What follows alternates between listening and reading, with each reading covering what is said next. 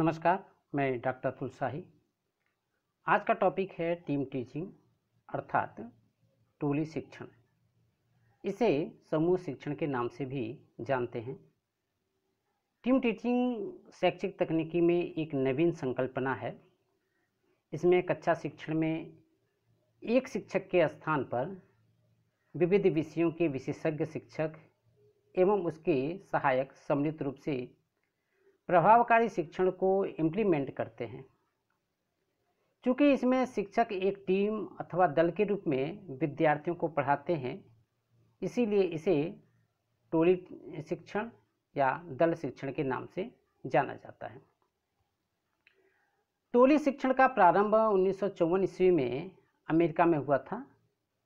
सर्वप्रथम हार्वर्ड विश्वविद्यालय के फ्रांसिस केपल ने टोली शिक्षण की उपादेयता पर प्रकाश डाला तथा 1957 ईस्वी में इसे कार्यकारी रूप प्रदान किया गया। सन 1961 ईस्वी में ग्रीनविच विद्यालय में टोली शिक्षण का प्रयोग विधिवत रूप में किया गया। कालांतर में इंग्लैंड के हैरी बेकर तथा हैरिस टेलर ने अपने अनुसंधान में टोली शिक्षण के विकास में महत्वपूर्ण भूमिका अदा की। जे फ्रीमैन द्वारा 1960 ईस्वी में ब्रिटेन में टोली शिक्षण को उन्नतशील स्वरूप प्रदान किया गया तथा फ्रांसिस चेंज द्वारा शिकागो विश्वविद्यालय में उसका प्रभावकारी अनुप्रयोग किया गया। भारत में टोली शिक्षण अभी शैशवावस्था में है। इस दिशा में निरंतर प्रयास एवं शोध कार्य हो रहे हैं। अब हम बात कर लेते हैं टोली शिक्षण की अवधारणा की अर्थात कॉन्सेप्ट ऑफ टीम टीचिंग की। टोली शिक्षण यद्यपि पाश्चात्य देशों की देन मानी जाती है, किंतु जब हम भारतीय इतिहास में जाते हैं तो यह स्पष्ट होता है कि प्राचीन समय में गुरुकुलों में टोली शिक्षण का अनुप्रयोग होता था। अपने अपने विषय के निष्णात गुरु यज्ञशाला के पास अपने शिष्यों को यथोचित ज्ञान की बारीकियों को बताते थे। इसके अतिरिक्त प्रतिभावान शिष्य अग्रशिष्य प्रणाली अथवा कक्षा नायकी पद्धति के अनुरूप शिक्षण को मूर्त रूप देते थे। वस्तुतः जब दो या दो से अधिक शिक्षक पारस्परिक सहयोग से छात्रों के समूह के लिए किसी विशिष्ट विषय, प्रसंग, तथ्य, प्रकरण इत्यादि का शिक्षण करते हैं तो उसे हम टोली शिक्षण कहते हैं। टोली शिक्षण में सहभागी शिक्षक अपने विषय का विशेषज्ञ होता है। जो टोली बनती है उसमें शिक्षकों के बीच का ही एक शिक्षक उस टोली का नेता होता है जो संपूर्ण व्यवस्था का संचालन करता है। अन्य सभी शिक्षक उसी नेता शिक्षक के मार्गदर्शन में कार्य करते हैं। अतः यह कह सकते हैं कि टोली शिक्षण पूर्णतः टोली के नेता पर केंद्रित होता है। आइए अब हम चर्चा कर लेते हैं टोली शिक्षण की विशेषताओं की। टोली शिक्षण की अनेक विशेषताएं हैं। इसमें पहला है टोली शिक्षण में अनेक शिक्षक एक साथ शिक्षण प्रक्रिया का संचालन करते हैं। दूसरी विशेषता है टोली शिक्षण परस्पर सहयोग पर आधारित होता है। तीसरी विशेषता टोली शिक्षण से शिक्षण अधिगम प्रभावी एवं गुणवत्ता युक्त अनुदेशन की रूपरेखा बनाने में मदद मिलती है। चौथी विशेषता है टोली शिक्षण में विविध शिक्षक अपने ज्ञान अनुभव को एक दूसरे में बांटते हैं, जिसके कारण उनके बीच निकटता आती है। पांचवी विशेषता है टोली शिक्षण में विद्यालय में उपलब्ध सभी भौतिक संसाधनों का उपयोग आवश्यकता अनुसार किया जाता है। जो छठी विशेषता है वो ये है कि टोली शिक्षण में विद्यार्थियों की ज़रूरतों तथा रुचियों को भी ध्यान में रखकर शिक्षण की योजना क्रियान्वित की जाती है। सातवीं विशेषता टोली शिक्षण में सभी शिक्षक बारी बारी से अपने ज्ञान से विद्यार्थियों को लाभान्वित करते हैं। टोली शिक्षण की अगली विशेषता है कि इसमें आवश्यकतानुसार बाह्य विशेषज्ञों का भी सहयोग लिया जा सकता है। एक अन्य विशेषता है टोली शिक्षण की, वह यह है कि इसमें शिक्षण अधिगम के दौरान अनौपचारिक रूप से प्रकट की गई अनुदेशनात्मक क्रियाएं भी सम्मिलित की जाती हैं। तो इन विशेषताओं के आधार पर हम ये कह सकते हैं कि टोली शिक्षण एक रुचिकर, नमनीय, लचीली एवं प्रभावकारी शिक्षण का संगठनात्मक प्रारूप है। अब हम जान लेते हैं टोली शिक्षण की आवश्यकता एवं महत्व क्या है। वर्तमान समय में वैज्ञानिक जागृति अपने उच्च सीमा पर है, ये आप सभी जानते हैं, और इसी का परिणाम है कि आज अनेक तकनीकों का प्रादुर्भाव हुआ। इन तकनीकों का जब हम शिक्षा में प्रयोग होता है करते हैं तो अधिकांश विद्यार्थी इससे लाभान्वित होते हैं। इन्हीं तकनीकों का प्रयोग जब हम टोली शिक्षण में करते हैं तो शिक्षक सम्मिलित रूप से विद्यार्थियों को विविध तथ्यों का सजीव विवरण एवं व्याख्या करने में सफल होते हैं। अतः स्पष्ट है कि विविध संयंत्रों का सम्यक सदुपयोग करने की दृष्टि से टोली शिक्षण एक आवश्यक शिक्षण पद्धति है।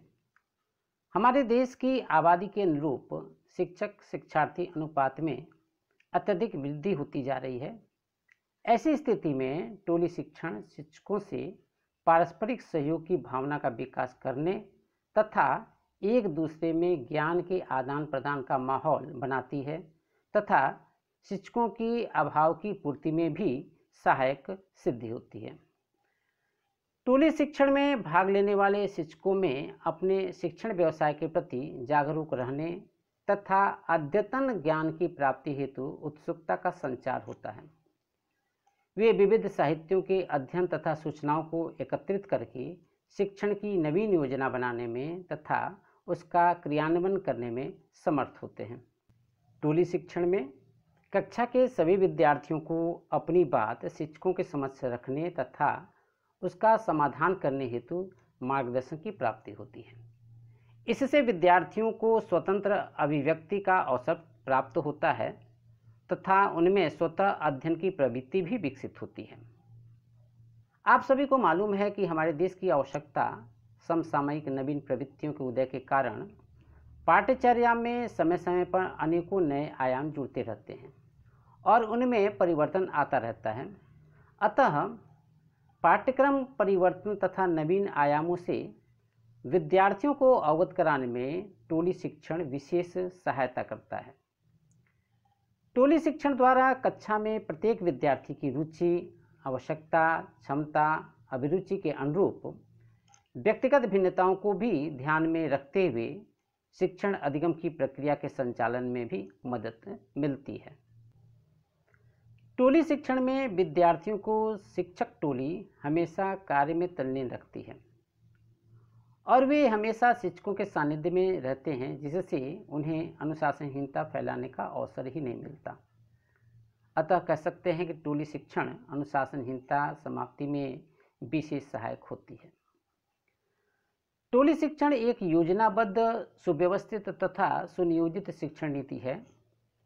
इसमें प्रतिभाग करने वाले सभी शिक्षक, सहायकों एवं तकनीशियनों को विविध कार्य एवं उत्तरदायित्व का पूर्ण निर्धारण रहता है।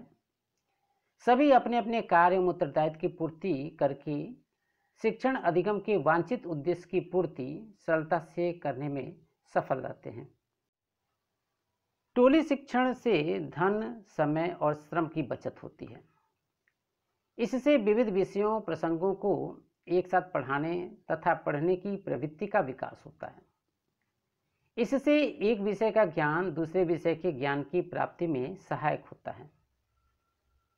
टोली शिक्षण में भाग लेने वाले सभी शिक्षकों को अपने ज्ञान, अनुभव, रुचि तथा विशेषता वाले प्रकरणों को पढ़ाने का अवसर मिलता है। इससे उनमें जहां आत्मविश्वास जागृत होता है उसमें उसके साथ ही साथ उसमें आत्मसंतोष की भी अनुभूति होती है और विद्यार्थी को शिक्षक के विशिष्ट ज्ञान का लाभ उठाने का अवसर भी प्राप्त होता है। अगला हेडिंग है टोली शिक्षण की कार्यप्रणाली। टोली शिक्षण की कार्यप्रणाली में कुछ तथ्यों को महत्व दिया जाता है जो इस प्रकार हैं। पहला, टोली शिक्षण में भाग लेने वाले शिक्षकों एवं कर्मचारियों का चयन करके उनके कार्य एवं उत्तरदायित्व को बताना, कार्यप्रणाली नंबर 1। कार्यप्रणाली 2, शिक्षण की योजना बनाना। इसमें विषय का चयन, उद्देश्यों का चयन, व्यवहार परिवर्तन को लिखना, छात्रों के पूर्व ज्ञान का पता लगाना, शिक्षण की अनुमानित योजना बनाना, अनुदेशन की विधियों का स्पष्टीकरण करना, छात्रों की उपलब्धियों का मूल्यांकन करने के ढंग का निर्धारण करना इत्यादि बातें सम्मिलित होती हैं। कार्यप्रणाली में तीसरे नंबर पे है शिक्षण की योजना बनाने के बाद उसे क्रियान्वित करने हेतु व्यवस्था बनाई जाती है।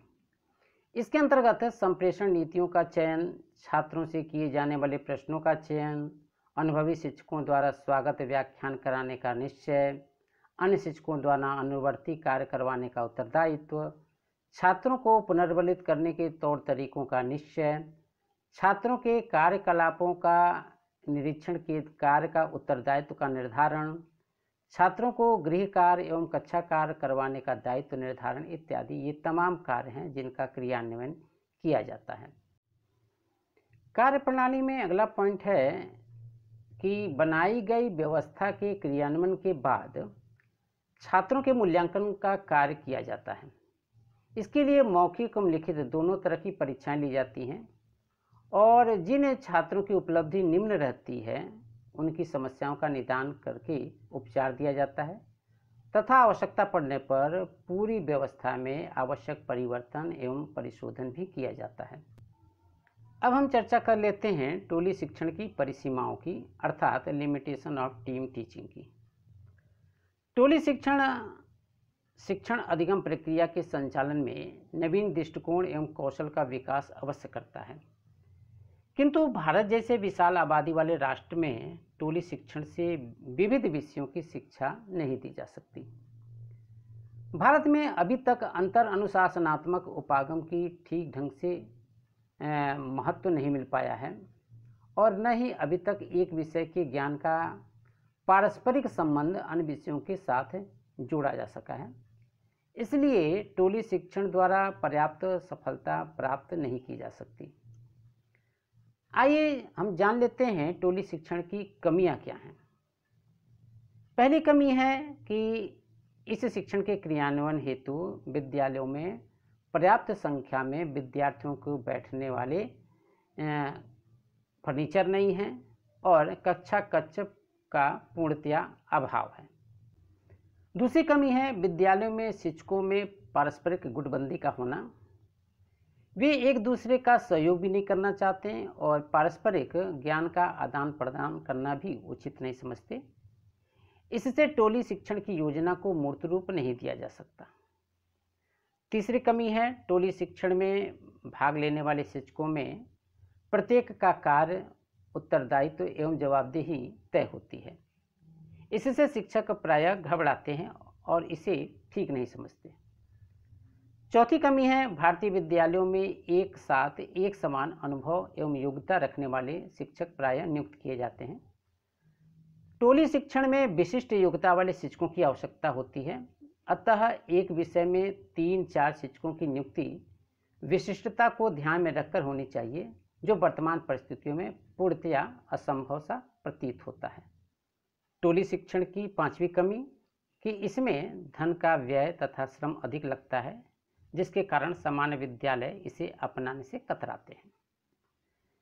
टोली शिक्षण की एक अन्य कमी है कि भारत में टोली शिक्षण की उपादेयता, आवश्यकता एवं कार्यप्रणाली पर शोध बहुत कम हुए हैं, इसलिए इसे अभी तक व्यावहारिक स्वरूप की प्राप्ति नहीं हो पाई है। सामान्यतः यह देखा जाता है कि आधुनिक शिक्षक परंपरागत शिक्षण विधियों में इतने अभ्यस्त हो चुके होते हैं अथवा वे अनुयायी हो चुके होते हैं कि वे नवीन विधियों से उत्पन्न होने वाली चुनौतियों एवं पुनः अध्ययन करने की प्रवृत्ति से जुड़ना ही नहीं चाहते। अतः वे टोली शिक्षण को अंगीकार ही नहीं करना चाहते। यह टोली शिक्षण की एक अन्य कमी है।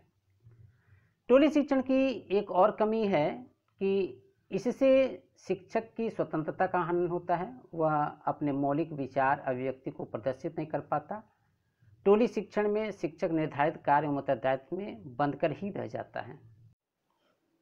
इस प्रकार स्पष्ट है कि टीम टीचिंग अथवा समूह शिक्षण में 2 या 2 से अधिक शिक्षक मिलकर किसी कक्षा की अध्यापन संबंधी योजना बनाते हुए उसे क्रियान्वित करते हैं तथा उसका मूल्यांकन करते हैं। यह मूलतः इस धारणा पर आधारित है कि एक शिक्षक की तुलना में कुछ शिक्षक मिलकर अध्यापन कार्य करें तो उसके परिणाम अधिक अच्छे होते हैं। इस विधि का सबसे बड़ा गुण यह है कि इसमें विद्यार्थियों को विशेषज्ञों के अनुभव प्राप्त होते हैं। समूह शिक्षण से अभिप्राय शिक्षकों के दल के द्वारा कक्षा में विद्यार्थियों के शिक्षण से है। इसमें एक प्रमुख शिक्षक होता है। यह शिक्षक विषय वस्तु का प्रस्तुतिकरण करता है। अन्य शिक्षक आवश्यकता अनुसार कक्षा में एक निश्चित क्रम में अध्यापन करते हैं। इस प्रकार यह एक संगठनात्मक विधि है जिसके अंतर्गत कई व्यक्ति मिलकर शैक्षिक उद्देश्यों की प्राप्ति हेतु सम्मिलित प्रयास करते हैं। तो यह तो था टीम टीचिंग। अगला वीडियो संवाद विधि से संबंधित होगा। धन्यवाद।